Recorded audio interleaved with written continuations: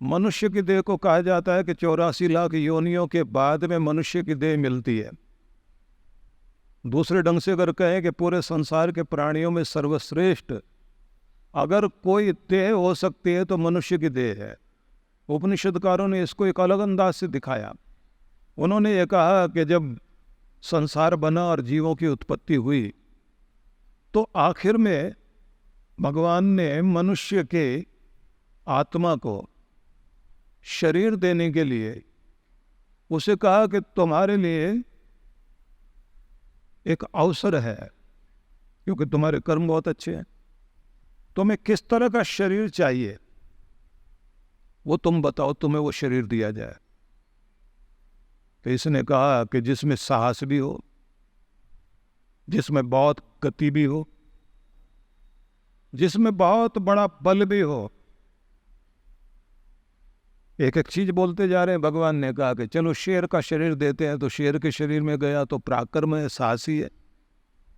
और आप लोग सभी लोग जानते हैं कि ये माना जाता है कि स्वतंत्र कौन, आजाद कौन, तो कहा जाता है कि केवल शेर ही जंगल में आजाद है, स्वतंत्र है।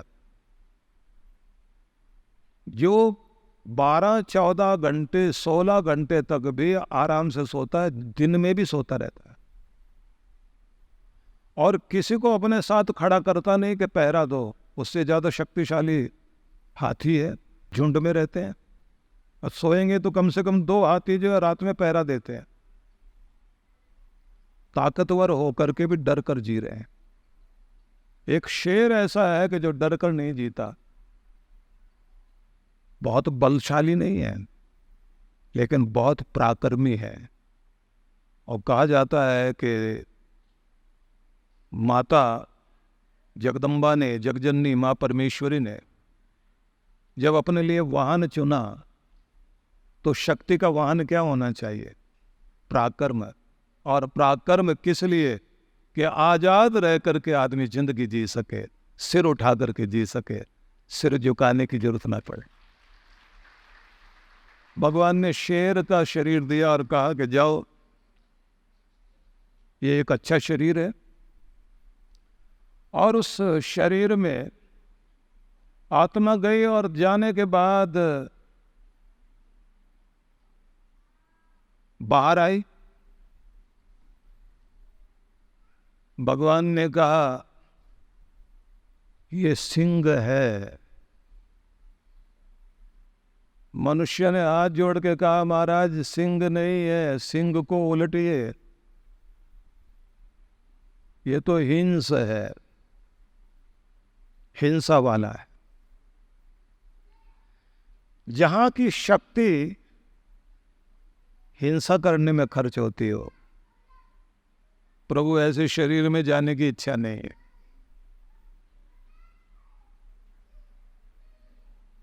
भगवान ने कहा तुमने कहा था कि गति वाला शरीर, तो तुम्हें मैं एक शरीर देता हूं। तो घोड़े का शरीर दिया गया। आप लोग भी देखते हैं कि सारी जितनी भी इंजन की पावर मानी जाती है, तो उसको जब उसका की नाप होती है तो हॉर्स पावर से होती है, HP, कितनी पावर का इंजन है, तो घोड़े से नापते हैं। बल भी तो उसे बोलते हैं अश्व बल, हॉर्स पावर। तो पावर भी है, फोर्स भी है, स्पीड भी है। भगवान ने कहा कि जाओ देख करके आओ। और मैं संक्षेप में, क्योंकि बहुत लंबी कथा है, उपनिषदों की सार ये है कि वो वहां गया, लौट कर आया। उसने कहा कि महाराज यहां भी पवित्रता नहीं है, गुलामी बहुत है। भगवान ने कहा पवित्रता चाहिए तो तुम्हें एक और शरीर देते हैं। तो फिर वो गौ के शरीर में भेजा गया। लौट कर आया और उसने आकर के कहा ये भी बंधन में है, पवित्र है, देवताओं का वास है, लेकिन जो पास में बंधा हुआ है वही तो पशु है, जो बंधन में बंध करके जीता है। और आपने तो मुझे कहा था कि मैं बंधन से मुक्त होने के लिए इस धरती पर आया हूं। मजबूरियां हर आदमी को रुलाती हैं। हर आदमी के गले में कोई ना कोई रस्सी बंधी हुई है, अपनी अपने रस्सियों में हर कोई बंधा हुआ है। मैं तो दुनिया में मुक्त होने के लिए आया हूं भगवान, मुझे तो कोई ऐसा शरीर दो जहां से मैं दरवाजा खटखटाऊं और आप तक पहुंच जाऊं, और चाहूं तो स्वर्ग को भी धरती पर उतार लाऊं। और कहते हैं, उपनिषदों ने लिखा कि उसके बाद भगवान ने मनुष्य का देह सामने रख करके कहा उस आत्मा से कि जाओ इसमें हो करके आओ। और आत्मा उसमें गई, और जाने के बाद उसने जो देखा तो 9 द्वार देखे। 9 द्वारों से संसार दिखाई देता है, खिड़कियों से दुनिया दिखाई देती है। राम झरोके बैठकर सबका मुजरा ले, झरोके में बैठ करके भगवान सारी दुनिया देख रहा है। जैसी जिसकी चाकरी तैसा ही फल दे, जैसे जैसा कर्म और जैसी जैसे सेवा कोई कर रहा है, भगवान वहीं से वो सबको देख रहा है, लेकिन वो किसी को नहीं दिखाई देता, झरोके में बैठ के देख रहा है। लेकिन मनुष्य को मौका दिया कि तुम 9 दरवाजों से संसार को देखो और संसार को भोगो। ये वापस आ गया और आकर के इसने कहा, भगवान संसार को भोगने का, संसार में बसने का, संसार में रमने का पूरा अवसर आपने हमको दिया, लेकिन वो दरवाजा कहाँ है जिसको खटखटाकर मैं आपको भी मिल सकता हूँ। कहीं ऐसा ना हो कि मैं दुनिया भूल जाऊं, दुनिया में रम जाऊं, कर्तव्य भूल जाऊं और दुनिया के मालिक को भी भूल जाऊं। दुनिया में मेरा कर्तव्य क्या है, दुनिया के लिए मेरा धर्म क्या है, दुनिया के लिए मुझे क्या करना चाहिए वो भी मुझे याद रहे, लेकिन दुनिया के मालिक के लिए भी मुझे कुछ करना है। और जब मैं चाहूँ अपने पिता परमेश्वर से मिल सकूं तो वो भी तो कोई दरवाज़ा होना चाहिए। मुझे लगता है ये शरीर ठीक नहीं है। भगवान ने धीरे से कान में कहा कि इसमें एक गुप्त दरवाजा है, और उस दरवाजे को खटखटाओ तो ये द्वार दुनिया की तरफ नहीं खुलता, ये मेरी तरफ ही खुलता है। लेकिन ये दरवाजा कहाँ है ये मैं भी नहीं बताऊंगा, ये खुलता कैसे ये भी मैं नहीं बताऊंगा, इस द्वार तक चेतना पहुंचती कैसे ये भी मैं नहीं बताऊंगा। इसे बताने के लिए मैं अपना प्रतिनिधि धरती पर भेजूंगा और उसी का नाम होगा सद्गुरु। वही तुम्हें वहां लेकर चलेगा।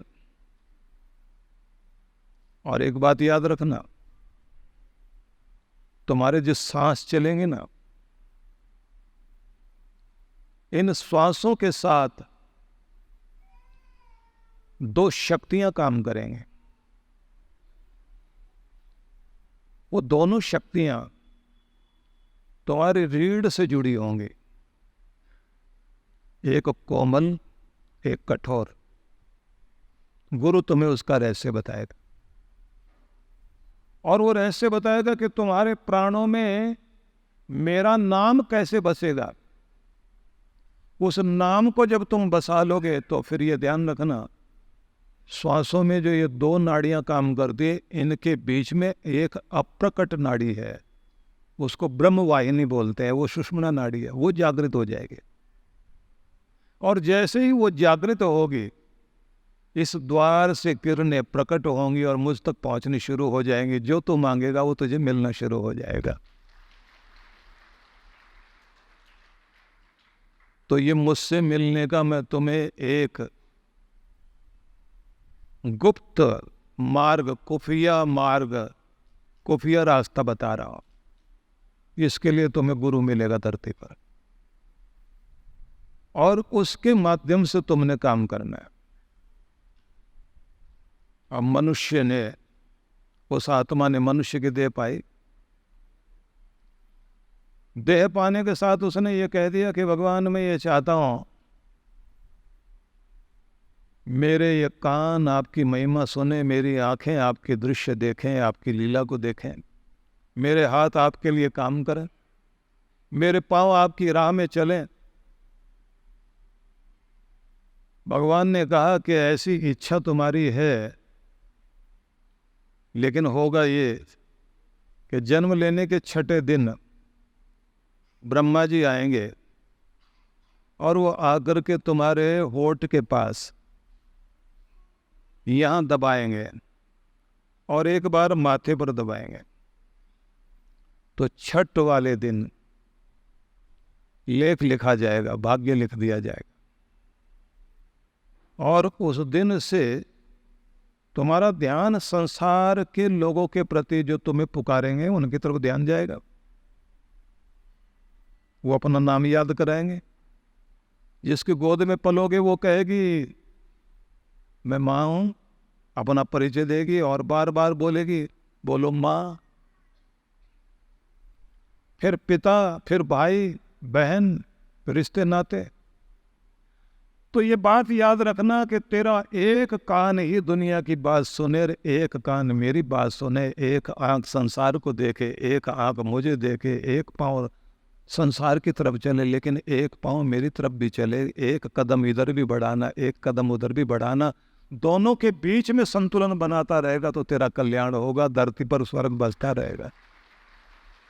लेकिन यदि तूने दोनों आंखें संसार की तरफ दे दी, दोनों कान भी संसार की तरफ दे दिए, जिह्वा भी संसार को दे दी, पाँव भी संसार को दे दी, तो वो जो मैं तुम्हें अब तक मैल नहीं लगने देता, तुम्हारे हृदय को पवित्र बनाए रखता, तुम्हारे मन को शांत रखता, वो सारी चीज़ें धीरे धीरे तुम्हारे अंदर से छिन जाएगी, दुनिया की मैल लगने जाएगी। और परिणाम ये होगा कि इस दुनिया से मुक्त होने के लिए आए थे, ऐसे भुक्त भोगी और ऐसे भटकने वाले बन जाओगे कि फिर बाहर नहीं आ सकते। आवागमन का चक्र चलता रहेगा, चलता रहेगा, चलता रहेगा। Rejuvenate and reinvent yourself with a series of divine talks by His Holiness Sudhanshu Ji Maharaj and Blissful Life Meditation by Dr. Archika Didi in Toronto. Divine Talks, 23rd and 24th August 2023, 6:30 to 8:30 p.m. 26th and 27th August 2023, 5 to 8 p.m. Blissful Life Meditation, 25th and 26th August 2023, 10:30 to 12 p.m. Location: Brampton Triveni Mandir. Contact details. All events are free. You are cordially invited. For more information or to contribute, please email us at